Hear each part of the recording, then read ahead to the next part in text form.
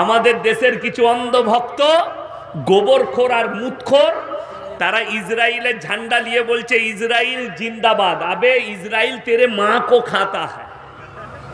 ফিল্মের একজন আর্টিস্ট ছিল, মারা গেছে, তার নাম ঋষি কাপুর। সে মিডিয়ার সামনে বলেছিল প্রত্যেক দিন আমার ডিনারে গরুর মাংস থাকে। তাকে অনেক অমুসলিম ভাইরা গালি দিয়েছিল। সে ডাইরেক্ট মিডিয়ার সামনে, আমি ডিনারে গরুর মাংস খাই। গরুর মাংস খেলে সে মুমিন হয়ে যাবে, আল্লাহওয়ালা হয়ে যাবে। কত যার রুচি হয়, কতজন খায়। ইহুদিরা গরুর মাংস খায়, খায় না? খায় না। খ্রিস্টানরা গরুর মাংস খায়। পৃথিবীর যতগুলো দেশ আছে, ইহুদি, খ্রিস্টান, নাসারা সবাই গরুর মাংস খায়। আমাদের দেশের কিছু অন্ধভক্ত গোবরখোর আর মুতখোর, তারা ইসরায়েলের ঝান্ডা নিয়ে বলছে ইসরায়েল জিন্দাবাদ। আবে इजराइल तेरे माँ को खाता है। तुम्हें मालूम है इंडिया के मुसलमान से ज्यादा गाय तो इजराइल वाले खाते, यहूदी लोग खाते हैं, हमसे ज्यादा खाते हैं। ये खबर लगाओ। मुंह से खाली जिंदाबाद कह देने से नहीं होगी।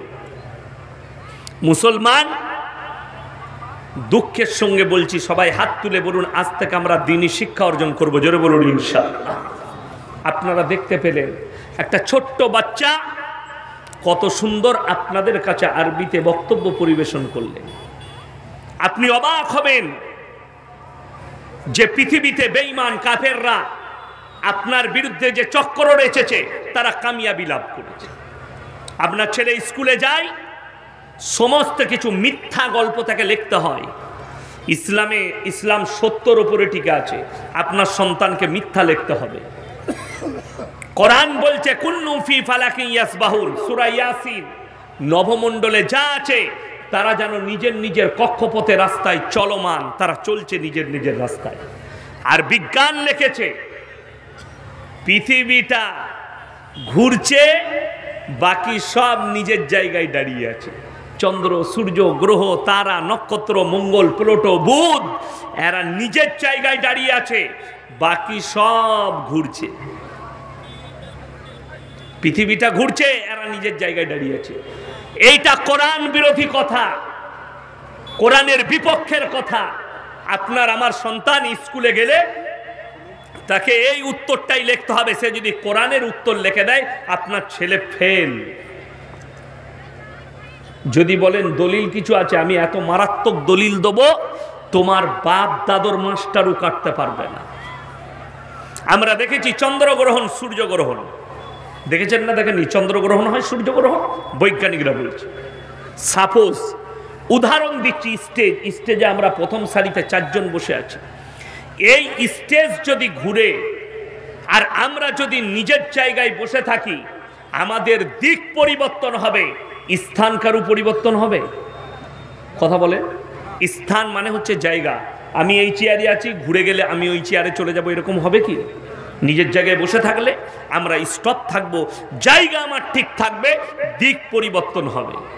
কোরআন খুলে এত সুন্দর দলিল কোরআনে আল্লাহ দিয়েছে। আল্লাহর নবীকে বেঈমান কাফেররা প্রশ্ন ছুড়েছে, ইয়াসআলু আইয়ানা ইয়াউমুল কিয়ামা। হে নবী, কিয়ামতটা কবে হবে আপনি বর্ণনা দেন। মানুষকে আপনি ভীত কঙ্কিত করছেন, কিয়ামত কবে হবে মানুষকে বর্ণনা দিচ্ছেন, তারিখটা বলে দেন। এইখানে একটা কথা বলি, কিয়ামত কবে হবে কে জানেন? কথা বলেন আল্লাহ। গত 2 বছর আগে রমজান মাসে বাংলাদেশ থেকে একটা প্রচার হয়েছিল। 15ই রমজান শুক্রবার হুজুর বয়ান করছে বাংলাদেশের। 15ই রমজান শুক্রবার, আর আল্লাহ নবীর হাদিসের সঙ্গে মিলে গেছে। আর এই দিনই দুনিয়াটা ধ্বংস হবে। বাবাজিরা, গোটা ভারত থেকে বাংলাদেশ তোলপাড়। আমাকে রমজান মাসে 10ই রমজান আমি মাদ্রাসার কালেকশন করছি, কলকাতায় একজন ফোন করে বলছে হুজুর 15ই রমজান কি হবে? এমন তুই আগে মরবি। আল্লাহ আকবার। বলে হুজুর, বাংলাদেশের এক হুজুর বলেছে 15ই রমজান দুনিয়াটা ধ্বংস হবে। 2012 সাল যারা পেপার ঘাটেন, যারা মোবাইলের বেতার দেখেন, খবর দেখেন, আমার রেজিনগরে জলসা ছিল। লন্ডনের একজন পপ বৈজ্ঞানিক, তিনি আউট করেছিলেন পৃথিবীতে 72 ঘন্টার মধ্যে পৃথিবীটা ধ্বংস হয়ে যাবে। শুনেছিলেন না শুনেননি? যারা জানে তারা জানে।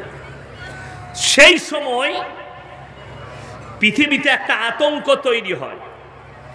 আমি ওই সময় মোবাইলের যুগ ছিল না, আমি বলেছিলাম রেজিনগর, মুর্শিদাবাদ রেজিনগরের মাটিতে যে বলেছে 72 ঘন্টার মধ্যে ধ্বংস হবে, সে 72 কেজি গাঁজা খেয়ে বলেছে। কোন বৈজ্ঞানিক জানি না, কিন্তু গাঁজা খেয়ে বলেছে। আচ্ছা, পৃথিবীটা ধ্বংস হয়েছে? কথা বলে না? আচ্ছা, না নয়। 2 বছর আগে এক হুজুর বললে বাংলাদেশের 15ই রমজান ধ্বংস হবে, হয়েছে? হয়নি। এইখানে আপনাকে বিশ্বাস কোথায় আনতে হবে? আল্লাহর প্রতি এবং কোরআনের প্রতি। সবাই আনবো, জোরে বলুন ইনশাআল্লাহ। কেন? কোরআন সূরা লুকমানের একবারই শেষ আয়াত, ইন্নাল্লাহা ইনদাহু ইলমুস সাআ ওয়া ইউনাজ্জিলুল গায়থ ওয়া ইয়ালামু মা ফিল আরহাম ওয়া মা তাদরি নাফসুম মাযা তাকসিবু গাদা ওয়া মা তাদরি নাফসুম বিআইয়ি আরদিন তামুত ইন্নাল্লাহা আলিমুন খবীর। সূরা লুকমান শেষ আয়াত, ইন্নাল্লাহা ইনদাহু ইলমুস সাআ, কিয়ামত কবে হবে আমি আল্লাহ ছাড়া পৃথিবীর কেউ জানে না। ওই জন্যে আমি এরপরে ওই আয়াতে যাচ্ছি। এইখানটা একটু ব্রেক রেখে, আল্লাহ নবীকে বেঈমান কাফেররা প্রশ্ন করেছেন, নবীজি তারিখ বলেননি, তখনও আল্লাহ উত্তর দিয়েছেন, কিন্তু তারিখ বলেননি। আল্লাহ কি উত্তর দিলেন? হে আমার নবী, তুমি বেঈমান কাফেরকে শোনাও, ফাইদা বারিকাল বাসার, তোমাদের চোখগুলো স্থির হবে। চোখ স্থির মানে কোনো এক আশ্চর্য জিনিসকে যখন আপনি দেখবেন, আপনার চোখ দাঁড়িয়ে যাবে। যদি আপনি সকালবেলায় উঠে হরিশ্চন্দ্রপুর বাজারে যান, আর যদি 20 কেজি ওজনের একটা কাতলা মাছ দেখতে পান, আপনার চোখটা কি হবে? ও আল্লাহ! চোখটা বেরোবে না? বেরোবে না, দাঁড়িয়ে যাবে। কোরআনে এই শব্দই আল্লাহ ব্যবহার করেছেন, ফাইদা বারিকাল বাসার, তোমাদের চোখগুলো স্থির হয়ে দাঁড়িয়ে যাবে। কখন? ওয়া খাসাফাল কামার, যেদিনে চন্দ্র আলোহীন হবে, ওয়া জুমিয়াশ শামসু ওয়াল কামার, ওয়া জুমিয়াশ শামসু ওয়াল কামার, যেদিনে চাঁদ আর সূর্যকে আমি একটা রাস্তায় টক্কর খাইয়ে দেব, অ্যাক্সিডেন্ট করাবো। চন্দ্রগ্রহণ, সূর্যগ্রহণ, কোরআন বলছে কুল্লু ফি ফালাকি ইয়াসবাহুন, সূরা ইয়াসিন। সবাই নিজের নিজের কক্ষপথে চলমান, নিজের নিজের রাস্তায় তারা চলছে। অ্যাক্সিডেন্ট করাবেন আমার আল্লাহ কিয়ামতের দিনে, তাদেরকে মুখোমুখি সংঘর্ষ করাবেন। তারা নিজের রাস্তায় চলছে। চন্দ্রগ্রহণ কি করে হয়? চন্দ্র যখন সূর্যকে ওভারটেক করে তাকে বলা হয় চন্দ্রগ্রহণ, আর সূর্য যখন চন্দ্রকে ওভারটেক করে তখন বলা হয় সূর্যগ্রহণ। উদাহরণস্বরূপ বলে দিই, এই যে রোডটা দেখছেন হাই রোড, এখানে দুটো গাড়ি যাচ্ছে, একটা গাড়ি দাঁড়িয়ে আছে, তার পাশে যখন ওভারটেক করবে, ওপারে যে ছায়াটা পড়ছে, ছায়াটা কার পড়বে? এই গাড়ির না, যেটা ওভারটেক করছে তার। যে ওভারটেক করছে তার ছায়া তার কাছে পৌঁছাবে।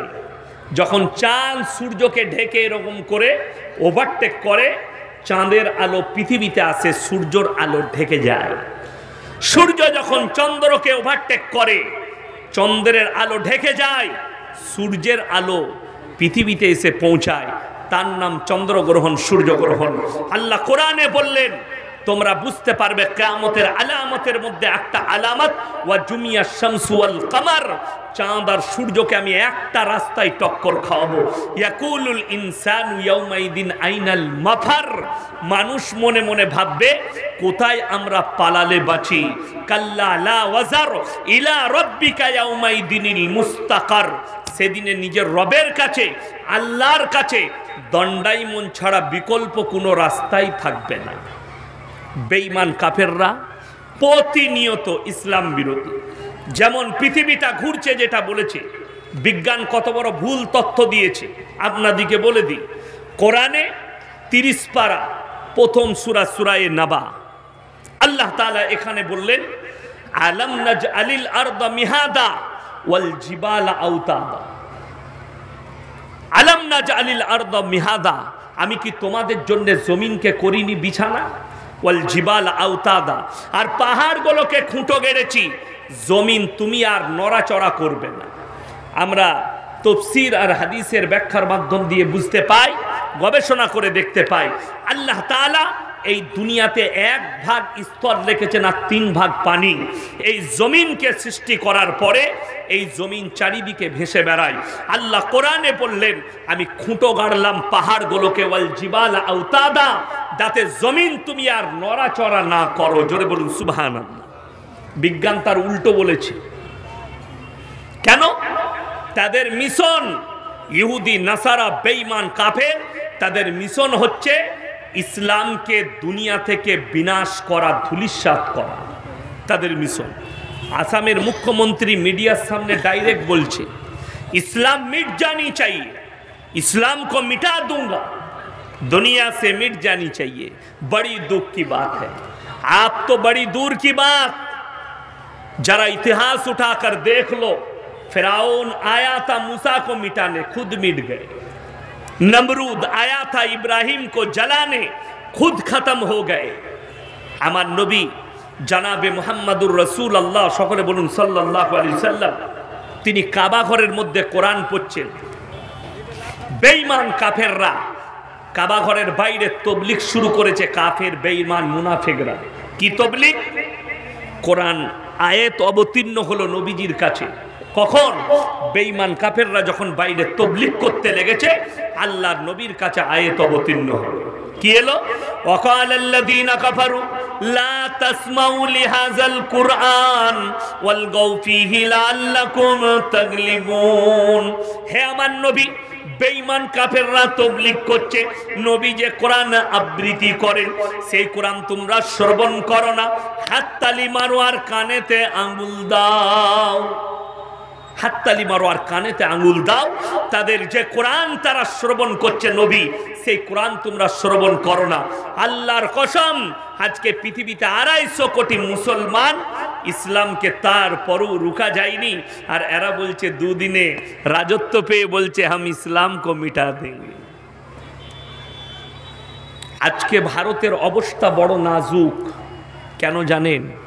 আপনি খালি ইমানের ওপরে টিকেননি বলে, আপনার কাছে দ্বীনি শিক্ষা নেই বলে। আজকে জানেন, ইসলামকে, কোরআনকে, এই দাড়ি টুপিকে, মাদ্রাসা মসজিদকে সব থেকে বেশি গালি কে দিচ্ছে? মুসলিম ঘরের ছেলেরা। যদি বলেন প্রমাণ দেন, নাম্বার 1, তসলিমা নাসরিন কোন হিন্দু ঘরে জন্ম নেয়নি, মুসলিম ঘরে জন্ম নিয়েছে। প্রতিনিয়ত গালি, নবীজির ওপরে তহমত লাগিয়েছে। আজকে বলুন, আপনার কাছে দ্বীনি শিক্ষা না থাকার কারণে, এডুকেশন না থাকার কারণে একটা বেঈমান কাফের রসুলের বিরুদ্ধে কথা বলছে, আপনার উত্তর দিবার ক্ষমতা নেই। আমি তো বলেছি, अरे हिंदुस्तान के कुत्ते मीडिया वालों, बिकने वाले मौलवी को मत बैठाओ, अगर हिम्मत है तो हम लोग जैसा बाप के बेटा मौलवी से एक मर्तबा बैठ के दिखाओ, हम छट्टे के दूध याद दिला देंगे इंशाअल्लाह। तुम किसको बुला रहे हो? जो बिकने वाला मौलवी है उसको बुला रहे हो, जो इस्लाम के बारे में उसको मालूम नहीं है, हदीस और कुरान के बारे में मालूम नहीं है। आज के नबीजिर ऊपर तहमत লাগছে। আল্লাহ নবী বিবি আয়েশাকে 6 বছর বয়সে নিকাহ করেছেন। বলে না বেঈমান কাফেররা নবীজির জন্য। আরে নাজিয়া ইলাহি খান, এটাও মুসলিম ঘরের মেয়ে, কলকাতায় থাকে, কোনো এক পার্টির পাট্টা লাগিয়েছে। আমি কালকের জলসায় বলেছি, কুত্তা 2 টাইম ভোগতা হ্যায়, কুকুর 2টো সময় চিল্লায়। एक तो जब कुत्ता पागल हो जाता है तब भौंकना शुरू करता है, दूसरा उसका मालिक जब पीछे खड़ा होता है तब भौंकता है।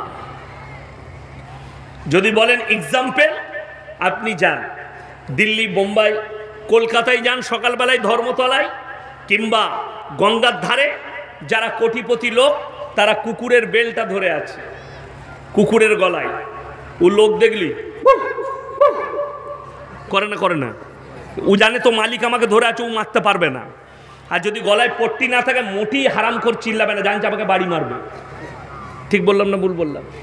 तो कुत्ता दो टाइम भोंकता है, एक तो तेरा मालिक पीछे खड़ा है तब भोंकता है, और दूसरी जब वो पागल हो जाता है तब भोंकता है। আল্লাহ নবী সাল্লাল্লাহু আলাইহি সাল্লামের বিয়ে বলছে 6 বছর বয়সে মা আয়েশা সিদ্দিকা রাদিয়াল্লাহু তাআলা আনহাকে বিবাহ করেছেন, এবং 9 বছর বয়সে তিনি কি শুরু করেছেন? 9 বছর বয়সে তিনি শুরু করেছেন সংসার।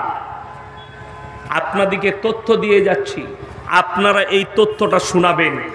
যদি কোনো মুসলিম ভাই যারা ফেসবুক, ইউটিউব আর টুইটারে আমার জলসা শুনেন, 1 লাখের বেশি জলসা ছুটছে, আমি কোনো ধর্মের বিরুদ্ধে গাল দিইনি, আর কোনো দেব দেবীকেও গালি দেইনি।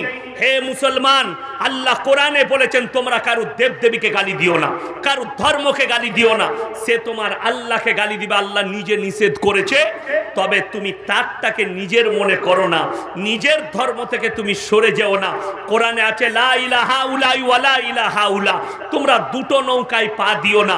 আজকে মুসলমান দুটো নৌকায় পা দিচ্ছে। যদি বলেন কেমন করে, আপনাকে দেখাবো। মুসলমানের দুটো নৌকায় পা দিয়া কাকে বলে? আমার বর্ধমান জেলায় চলুন, টাউনের কথা। টাউন থেকে আমার বাড়ি খুব কাছে, দিল্লি রোডের ওপরে বাড়ি আমার। ন্যাশনাল হাইওয়ে NH2, ভারতের 2 নম্বর জাতীয় সড়ক, দিল্লি টু কলকাতা রোডের ওপরে। পানাগড় বেস থেকে 15 কিলোমিটারের মাথায় বর্ধমানের দিকে যেতে আমার বাড়ি। আমার বাড়ি থেকে বর্ধমান 15 মিনিট লাগে, 6 লেন রোডটা। এই বর্ধমান টাউনে মুসলিমদের যুবকরা ফ্রি মদ পাবে বলে দুর্গা উৎসবে দুর্গা ঠাকুর ভাসাতে যাচ্ছে, মদটা খালি ফ্রি পাবে বলে।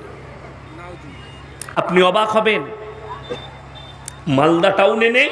আছে, মদ খাওয়ার পার্টি গাদা আলাদা আছে। শান্তিনিকেতন বোলপুর, যেখানে কবিগুরু রবীন্দ্রনাথ ঠাকুরের বাড়ি, জায়গাটার নাম প্রান্তিক।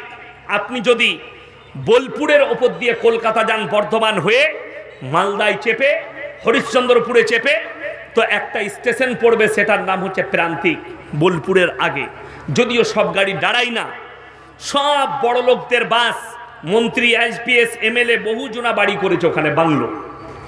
ওই জায়গায় হোলির দিনে 70% অমুসলিম ভাই, 30% মুসলিম যুবক যুবতী শিক্ষিতরা থাকে, হোলি খেলে। কেন? এরা খবর পেয়েছে, এরা ভাষণ পেয়েছে, ধর্ম যার যার উৎসব সবার, অর্থাৎ অসুবিধা নেই। আরে ভাই, সম্প্রীতি যাদের মনে হচ্ছে এই মৌলী সাহেবদের বক্তব্যে সম্প্রীতি নষ্ট হচ্ছে, আরে হারামখোর, তোমার জানা হয়নি সম্প্রীতি কাকে বলে। কোরআন আর হাদিস আর রাসূল আকরাম সাল্লাল্লাহু আলাইহি সাল্লামের থেকে বড় সম্প্রীতি পৃথিবীর কেউ দিতে পারে না। তার কয়েকটা দলিল দেব। আল্লাহ রাসূলের হাদিস, তোমরা মুমিন ততক্ষণ হতে পারবে না যতক্ষণ পর্যন্ত তোমার কাছ থেকে তোমার প্রতিবেশী সুরক্ষিত নয়। আল্লাহ রাসূল বললেন, তোমরা দেখো না কোন জাতের, সে হিন্দু হোক, দলিত হোক, আদিবাসী হোক, খ্রিস্টান হোক, সে যদি ক্ষুধার্ত হয় খাবার দাও, বস্ত্রহীন হলে বস্ত্র দাও, বিপদে পড়লে পাশে দাঁড়াও।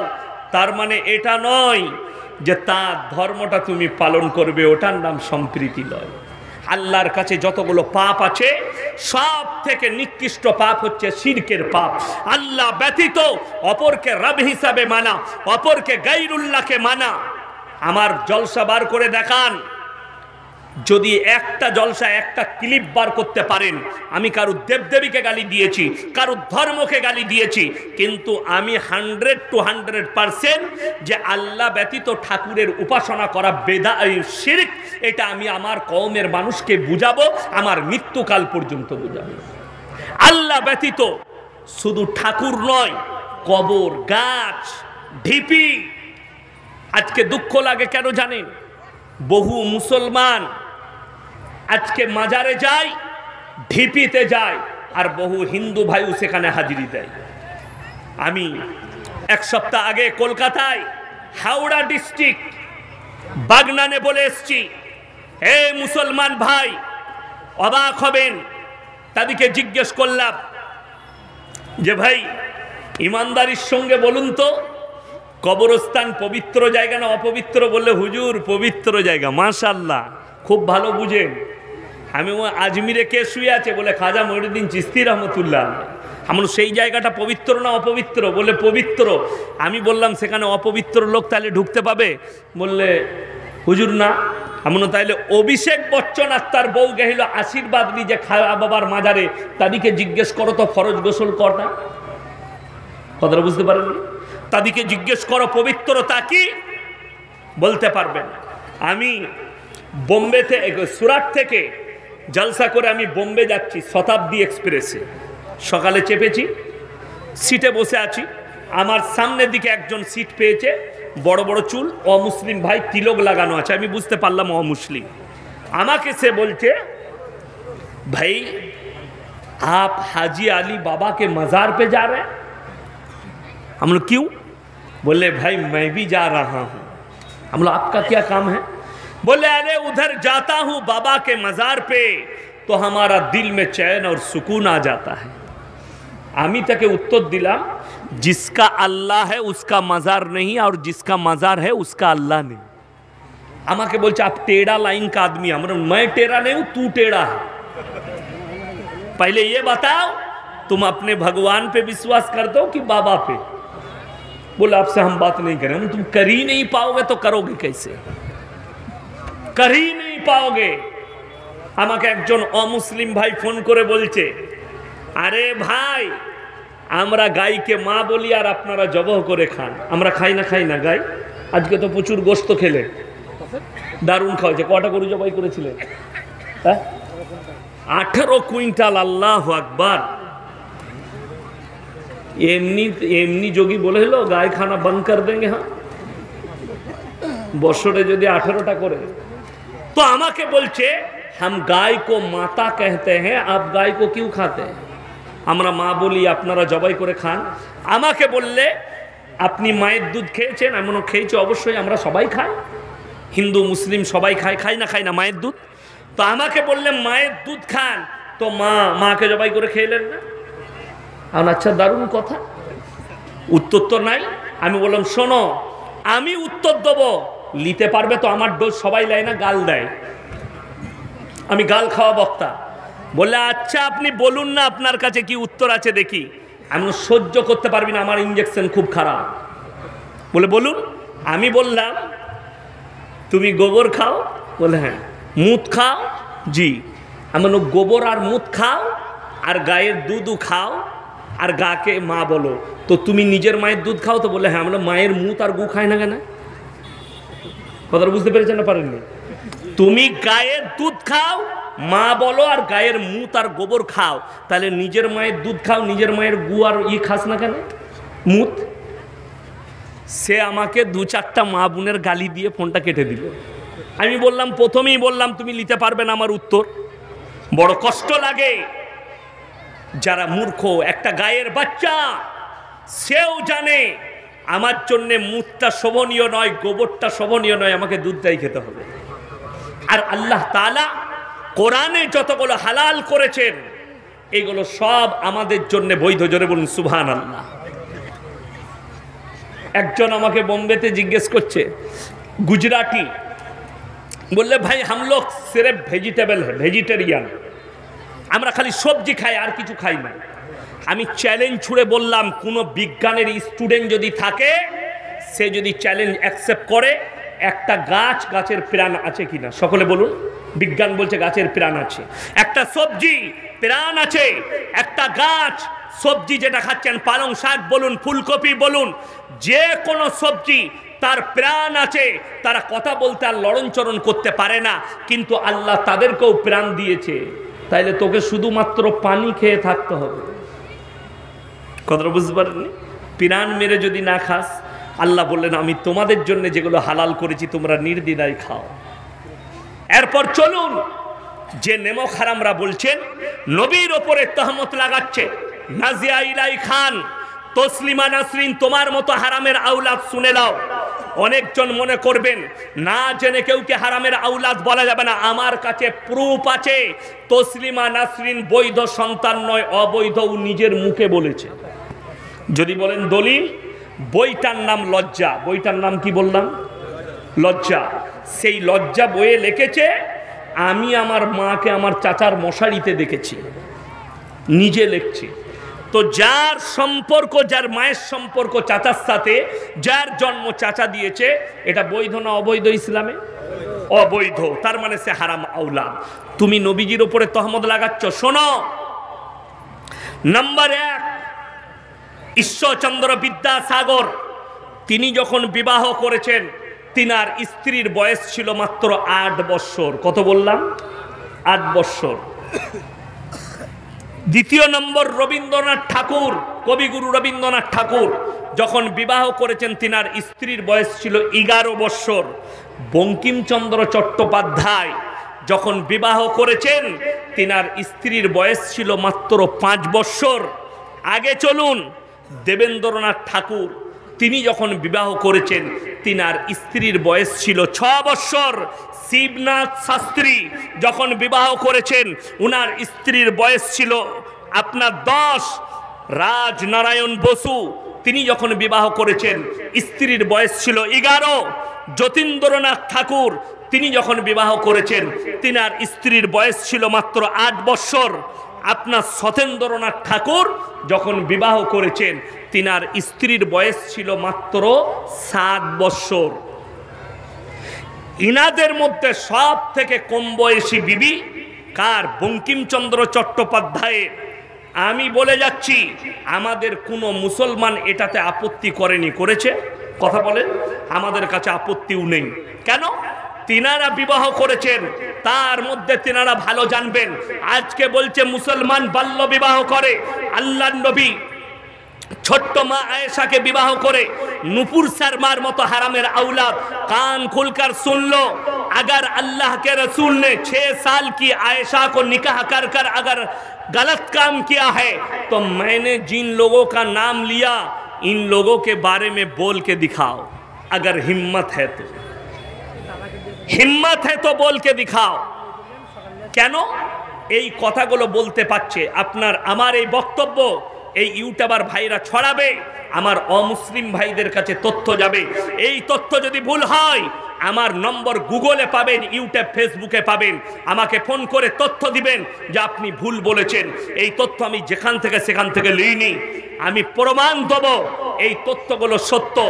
আর যারা বদনাম দিচ্ছে ইসলামের, ওই জন্য আপনাদেরকে বলছি, সকলে দ্বীনি শিক্ষা অর্জন করুন। সকলে জোরে বলুন ইনশাআল্লাহ। কোন মৌলবি বলেছে? আমার আগে 2 জন বক্তব্য দিয়েছেন, একজনাও বলে গেছে। আপনারা আরো জলসা শুনছেন। কোন মৌলবি বলেছে আপনার ছেলেকে হাফিজে কোরআন করুন, মসজিদে ইমামতি করান, আপনার ছেলেকে আলেম করুন? সেই ছেলেটা, সব ছেলেকে আলেম করুন, ডাক্তার করা যাবে না, মাস্টার করা যাবে না, প্রফেসর করা যাবে না। কে বলল? আপনার ছেলেকে নিয়ে আসুন এই মাদ্রাসায়, সাবলি চক মাদ্রাসায় নিয়ে আসুন। বয়স মাত্র 7 বৎসর, আমাদের হাতে তুলে দেন। ওই ছেলেটার হাফেজ হতে 3 বৎসর সময় লাগবে। কত বললাম? 3 বৎসর। 3 বৎসর, 7 আর 3 বয়স কত হলো? 10 বৎসর। এই হাফিজে কোরআনটাকে ভালো কোনো স্কুলে, কোনো কনভেন্টে দেন, মিশনে দেন। এ ডাক্তার হোক, এ মাস্টার হোক, এ প্রফেসর হোক, ইঞ্জিনিয়ার হোক, এ সব হবে, কিন্তু বেঈমান কাফের তৈরি হবে না। তসলিমা নাসরিনের মা বাবা শিক্ষা দিয়েছে, কিন্তু দ্বীনি শিক্ষা না দেওয়ার কারণে এই হারামের औलाद তৈরি হয়েছে। নাজিয়া ইলাহি খান এর মা বাবা দেহ ব্যবসা শিখিয়েছে, কিন্তু দ্বীনি শিক্ষা দেয়নি।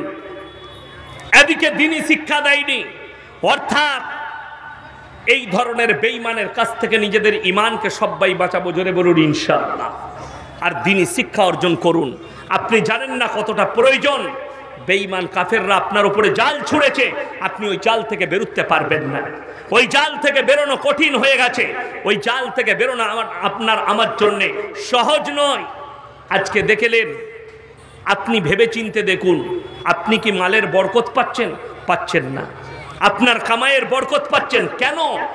একটাই কারণ, যে আপনার কাছে, আপনার বাড়িতে, আপনার ফ্যামিলিতে ইসলাম নেই, ইসলামী কৃষ্টি কালচার নেই, নবীজির আদর্শ নেই, সাহাবীর বিবিদের আদর্শ নেই, নবীর বিবিদের আদর্শ নেই, আপনার কাছে বরকত থাকবে কি করে? আপনি বরকত পাবেন কি করে? বরকত থাকার জন্যে যারা মনে করছেন মৌলী সাহেব দোয়া করি, নামাজও পড়ি, কিন্তু দোয়া কবুল হয় না, তোমার জানা আছে দোয়া কবুলিয়াতের জন্যে হালাল খাবার হচ্ছে শর্ত, তবে দোয়া কবুল হবে। এটা আমার আল্লাহ শর্ত রেখেছেন, 1 নম্বর হালাল খাবার। আজকে বেশিরভাগ ফ্যামিলিতে বেঈমান কাফেররা হারাম রুজি রোজগার ঢুকিয়ে দিয়েছে। যেমন আমার আগে বললেন, মানুষ পেশা করে নিয়েছে বিড়ি বাঁধা, মানুষ ব্যবসা শুরু করেছে হারামের ব্যবসা হালাল মনে করে। মুসলমান আজকে একটা দিনই কালচার করে ইসলাম বিরোধী। দেখুন আজকে জলসাগুলো, আগেকার যুগে আমি দেখেছি ছোটবেলায় যাত্রা পালা হতো, ফাংশন হতো, আর সেখানে বড় মেলা বসতো, ছেলে মেয়ে একসাথে মেলায় অবাধে মিলামিশা করতো। আজকে খালি স্টেজটা পাল্টিয়েছে, স্টেজটা হয়েছে জলসার, স্টেজটা হয়েছে দিনী কালচারের, কিন্তু কারবার একই থেকে গেছে। যেখানেই জলসা সেখানেই একটা বড় মেলা দিচ্ছে, যেখানে ছেলে মেয়েরা অবাধে মিলামিশা করছে, অবাধে ঘোরাঘুরি করছে। অথচ কোরআনে আছে ইন্নাশ শাইতানা লিল ইনসানি আদুব্বুম মুবিন, শয়তান হচ্ছে মানুষের প্রকাশ্য দুশমন। আপনার প্রকাশ্যে দুশমন যদি কেউ থাকে তার নাম হচ্ছে ইবলিস মারদুদ শয়তান, আপনাকে ধোঁকা দিবে। হাদিসে আছে দুটো মেয়ে, একটা পর নারী আর পর পুরুষ, তারা যদি এক কাছে হয়, 3য় নম্বর যে লোকটা হাজিরি দেয় তার নাম হচ্ছে শয়তান, সে উস্কানি মারে। ব্যভিচারের আপনাকে ইমানদারির সঙ্গে বুঝাচ্ছি, আগুন আর মোম এক কাছে থাকলে মোম গলবে না? গলবে না, গলে যাবে।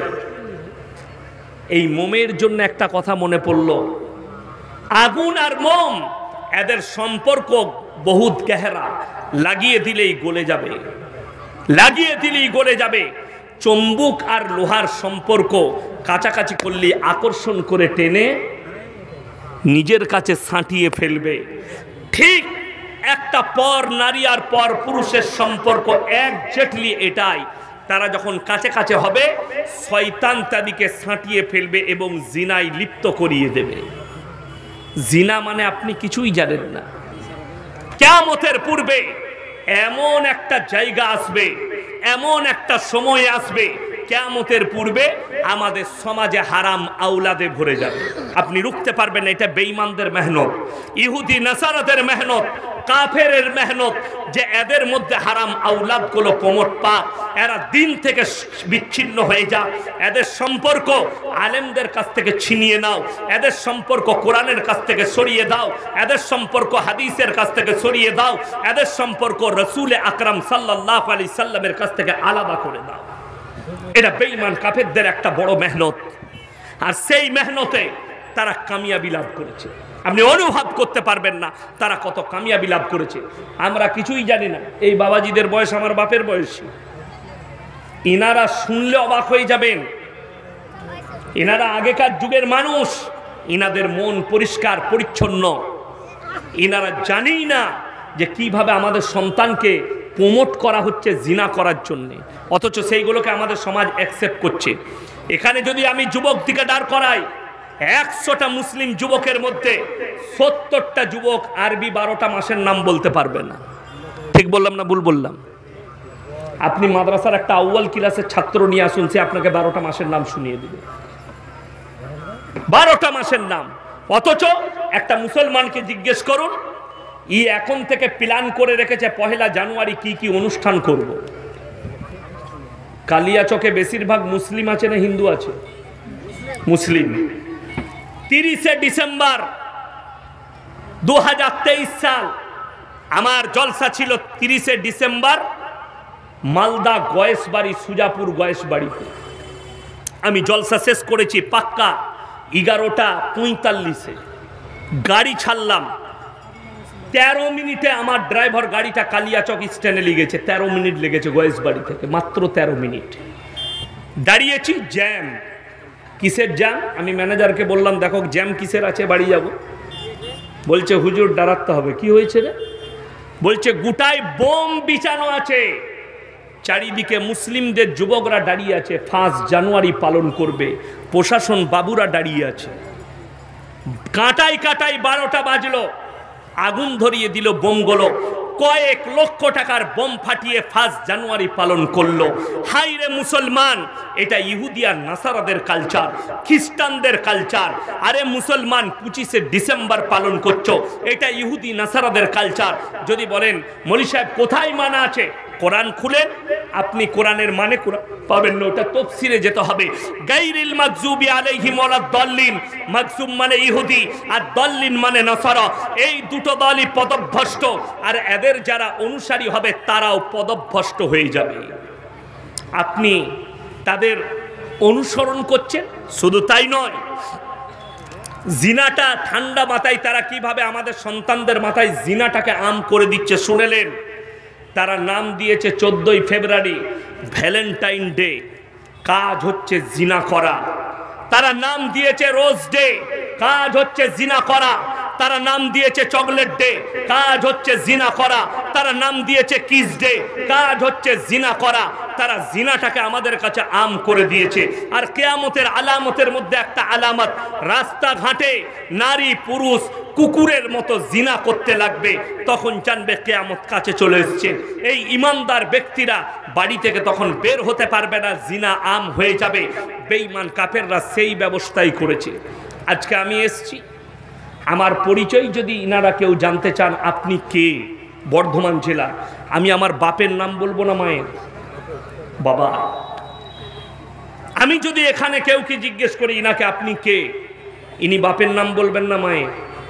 যদি বাবা মারা যায় তাও বলবে আমি মৃত অমুকের ছেলে, ঠিক কিনা? মৃত অমুকের ছেলে তাও নাম বলবেন।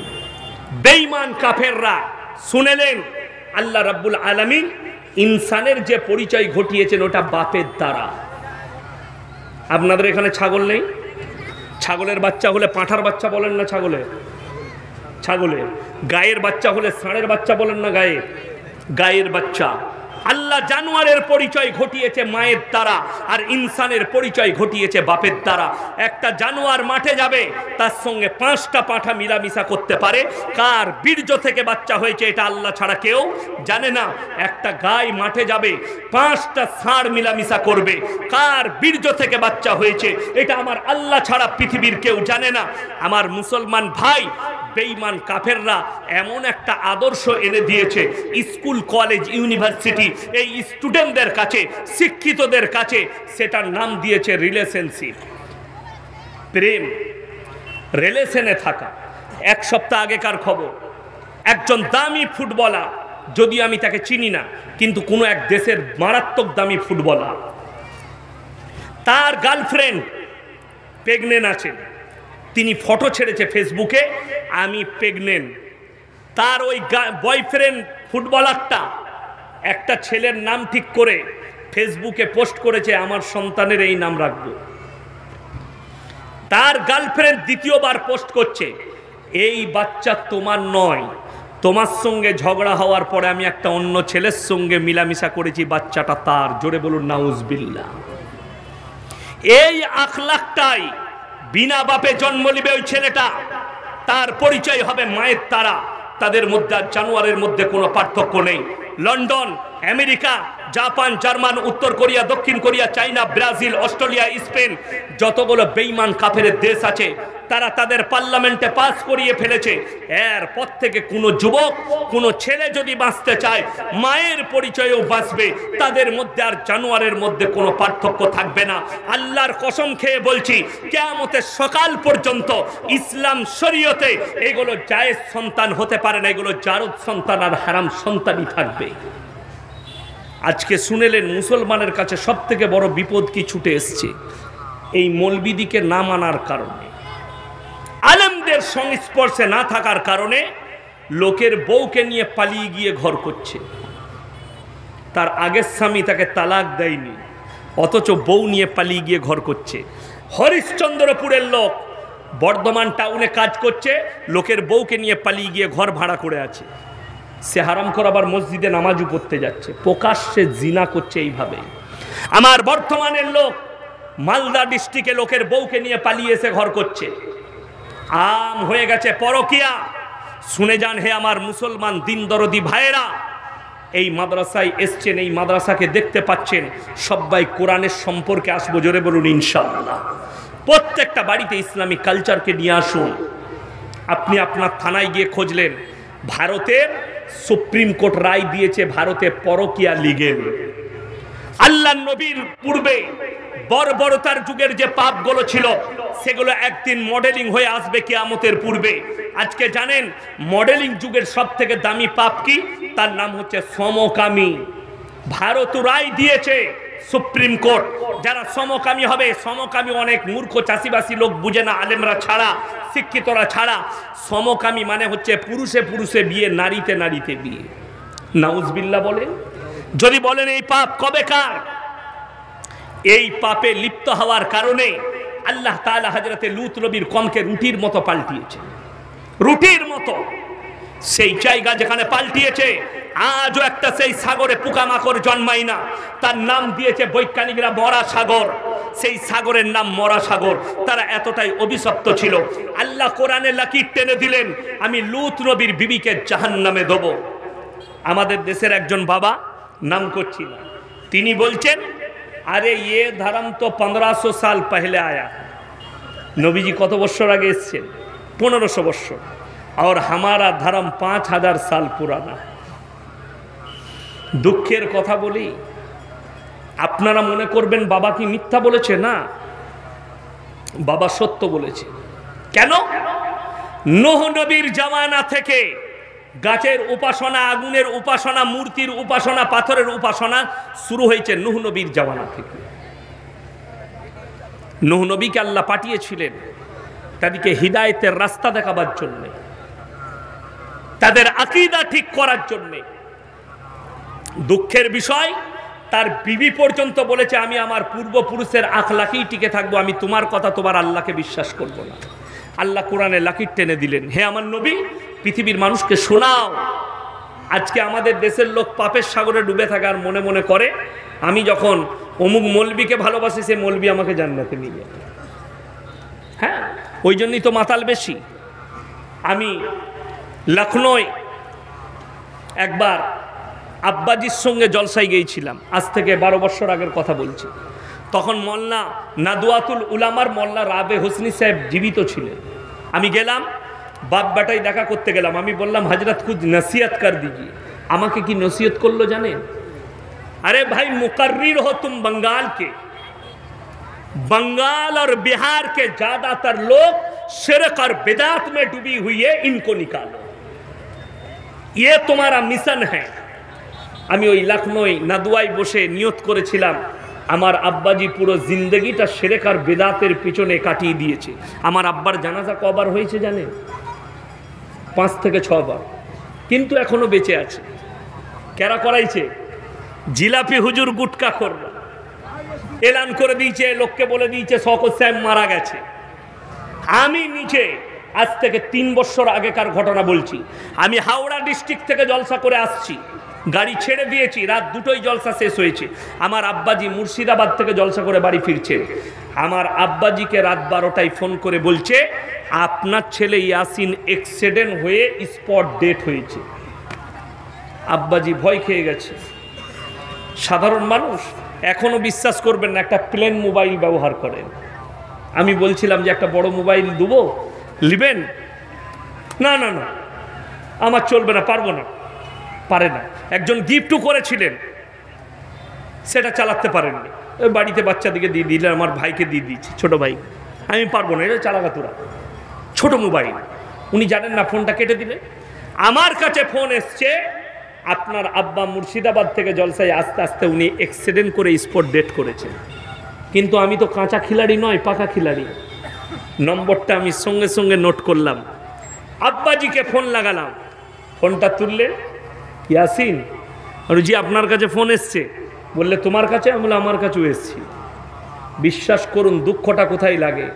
আমি সকালবেলায় গেলাম থানায়, আমার থানায় খুবই ভালোবাসতেন বড়বাবু। আমি বললাম, দেখুন তো এটা কার? তো নম্বরটা যখন চেক করলো, তখন দেখলাম একজন জিলাপি হুজুরের নম্বর। আমি বললাম স্যার ছেড়ে দেন। দুটো বকাবকি ফোনে করলো। আমি বললাম ইসলামের বদনাম হবে, থুপটা আমাদের গায়েই পড়বে। বড় কষ্টের বিষয়। আমার আব্বার, আমি তো বলেই দিয়েছি আমার আব্বার 7 বার জানাজার হয়েছে, এরা আমার 15 বার করবে, 15 বার। আমি দেখলাম আজকেই আমাকে একজন ভিডিও পাঠিয়েছে কালিয়াচকের কোনো 3 জন গুটকাখোর মৌলবি, জানি না কি হয়েছে কার সাথে, বলছে যে এই 3 জনকে, ইয়াসিনকে, মুমতাজুল আর একজন কার নাম করলো, এদের 3 জনকে ওপেন চ্যালেঞ্জ দিচ্ছি, যেখানে বসবে এর বাড়িতে গেলেও আমরা যাব। তো আলহামদুলিল্লাহ, আমি ওদের খবর জানি না, যদি তোমাদের হিম্মত থাকে আমার মাদ্রাসায় তোমাদেরকে দাওয়াত দিলাম, যটা গুটকাখোর আছো তোমরা যদি না পারো তোমাদের কবরে যে পীরগুলো শুয়ে আছে তাদেরকে তুলে নিয়ে এসো। আমার বাড়িতে দেশি মুরগি আছে, পুকুরে দেশি মাছ আছে, ন্যাচারাল খাবার দিয়ে মাছ তৈরি করেছি আমার পুকুরে, 50 কেজি মাছ ছাড়া আছে, রুই আছে, কাতলা আছে, নিরিক আছে। তোমাদেরকে দেশি মাছ দিয়ে ভাত খাওয়াবো। আর তোমাদেরকে যদি হাদিস দিয়ে না ঢাকতে পারি, আমি ইনশাল্লাহ সমাজের বুকে আর বক্তব্য দেব না। কি চ্যালেঞ্জ দিচ্ছ? শিরক আর বেদাত থেকে মানুষকে তুলো। আজকে আপনাদেরকে অনুরোধ করে যাচ্ছি, আপনি কোনো ইসলামিক কাজ করলে, অনুষ্ঠান করলে আগে মৌলবীদের সঙ্গে যোগাযোগ করুন। আমি যেটা করছি এটা শরীয়ত সম্মত কিনা, এটা ইসলাম সম্মত কিনা, এটা ইসলামের গণ্ডির ভেতরে আছে কিনা, না তার বাইরে। আমি করছি লোকের কাছ থেকে শুনে, ওইটাই তো।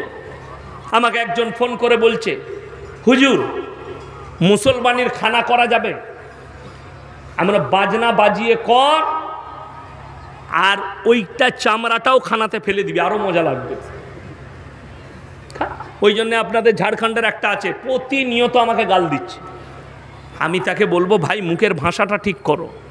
বুখারী শরীফের হাদিসে আছে, যারা অশ্লীল গালাগালি করে, ভাষা খারাপ করে, এটা মুনাফিকদের একটা বড় আলামত। তুমি ভাষা খারাপ করছো কেন? তার নাম গুটকাখোর জাহাঙ্গীর।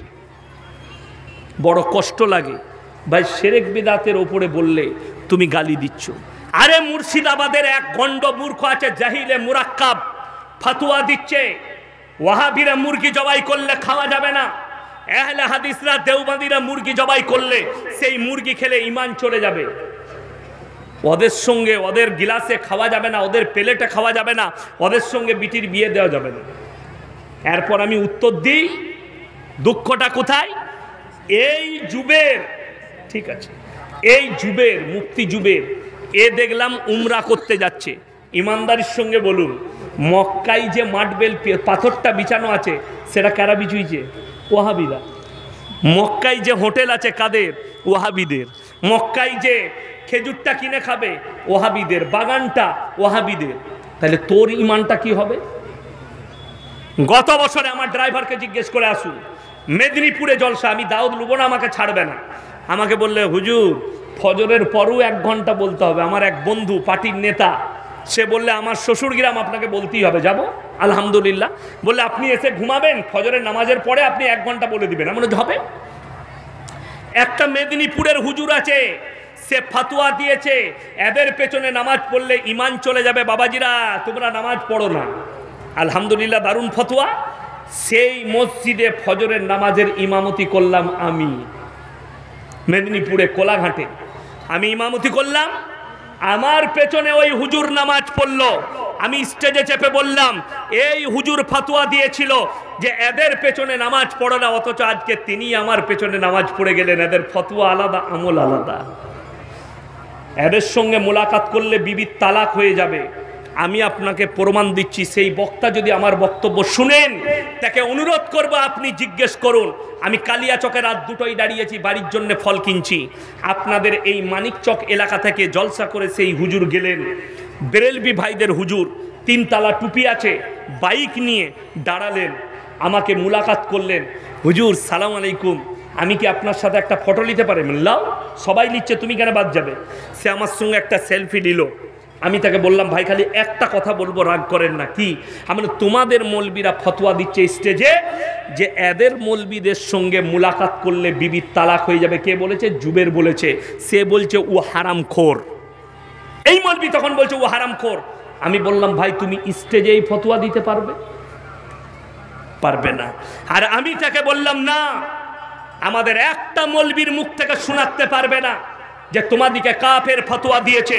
আমরা খালি বলেছি যে কবর পুজো করবে, কবরে সিজদা দিবে, কবরে যে সিন্নি দিবে, যারা শিরক আর বেদাতে ডুবে থাকবে তাদের পেছনে নামাজ হবে না, আমরা তারাই কুফরি করছে এবং মুশরিক, এই কথাই বলেছি। প্রত্যেকটা ভাই নিয়ত করুন আমরা শিরক বেদাত থেকে বাঁচবো, অপরকে বাঁচাবো। জোরে বলুন ইনশাআল্লাহ। যেটা শুনে যাচ্ছেন অপরের কাছে পৌঁছে দেন, এটাই হচ্ছে ইসলাম। আপনার বাড়ির পাশে, আপনার পরিবারে, আপনার আত্মীয়তে কেউ যদি শিরকে ডুবে থাকে তাকে বুঝান যে আপনি এটা শিরকে ডুবে আছেন।